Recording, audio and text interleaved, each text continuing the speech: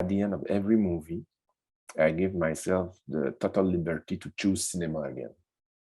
Every time there's a moment where I get out of the set exhausted, tired, drained, and then to my great relief, the flame is still there. Polytechnique had the feeling of high responsibility. I mean, it's like when you try to approach a real life event where there are dead people involved, and it's like definitely raised a lot of ethical questions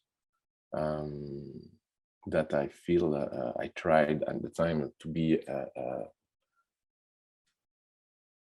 any camera movement, any switch of focus has a sudden strong meaning and an impact and a moral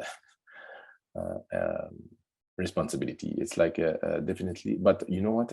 When I did that, and when I did Polytechnique, I was finally feeling that I had stopped making movies for years because I was feeling that I was making movies for, let's say, the wrong reasons or the wrong way. And doing Polytechnique, I was, not that I'm saying I did it right, but I'm saying I was feeling that it was the kind of movies I wanted to make. That was the way I wanted to use cinema.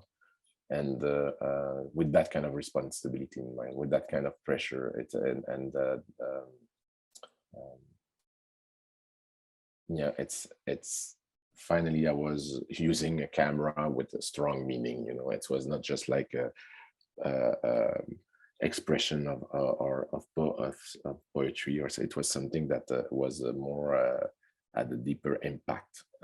Of course, poetic, but in direct relationship with reality in the way that I was looking for, a way that I had when I was doing documentaries that I had lost with my two first features film. I felt, and it's a way of making movies that stayed with me today. Like that, there was the idea of a screen in the short story, but there was no spaceship, and the idea to create that cave that reminds me of the idea of the birth of cinema, where people were looking at shadows so this idea of a long tunnel like that when you are in a cave and facing that wide screen where you are in relationship with language this way. I thought was the proper way to approach it, and was like saying things, interesting things about cinema, but also more importantly about the power of language. Yeah, in the Sicario, there's a ton of VFX, but the idea was that you can't see them because they are meant to be totally invisible, being part of things that as human we can relate to. If I put a spaceship in front, alien spaceship in front of you, you will right away question it as an audience member, and the level of realism has to be increased. How you will approach it with the camera, and how you will blend it with the environment, and it's another challenge. I always tried through my career to. I never had let's say a career plan, but one thing I followed was always this impulse to go to projects that are at my reach. I mean, it was necessary for me to do Sicario, a movie like Sicario, or before I could approach a movie like Arrival. Technically, Arrival, of course, is much more complex than Sicario, and there was like all this progression through one project to the other. I tried to not skip steps in order to keep control of over my projects. More interested, much more interested by what we don't see, and one of the biggest cinematographic lessons I had in my life was watching Jaws. The way Spielberg approached a shark, not showing it, and just seeing the surface of the ocean with that insane score from John Williams, where you were terrified just looking at waves and the sun pattern on waves and seeing absolutely nothing. I think that we are all a product of our environment, and definitely I was born with the horizon, you know, a line and where I'm coming from, it's like the if I was showing you outside by the window right now, you will see the landscape is black and white, beautiful, most beautiful landscape on earth, but it's like white and different shades of grays, and then to the darkness.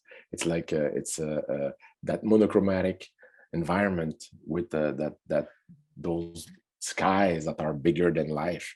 And in the that's it's like something that of course has an influence on me, my sensibility.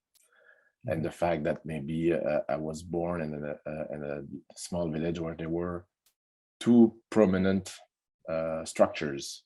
One was the church, and the other one was a nuclear power plant.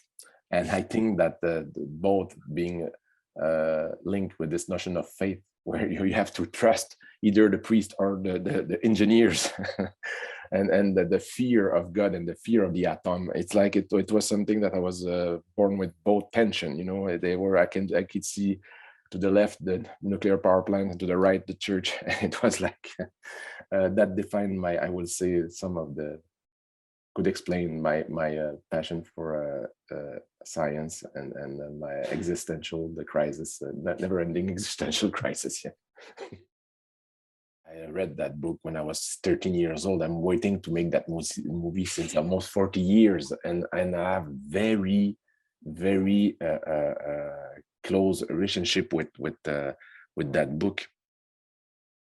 This approach of a gray world where things are not necessarily black and white is something that I tried to bring and focus on all my movies.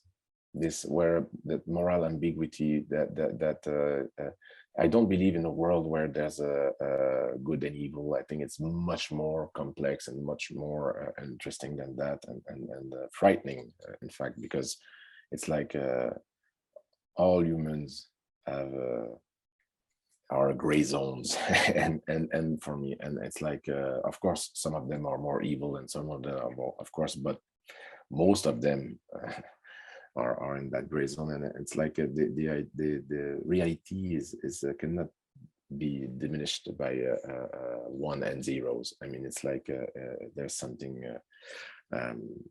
yeah, more challenging, and the goal that I try to bring in my movies is to show, express that nuance, that moral ambiguity, and I try to keep that present in Dune. By the way, it was in the novel already. That's one of the things that attracted me to this novel, is that Paul Atreides, the main character, will be seen by some people as a hero, will become a calamity, will become someone that will bring catastrophe and war, and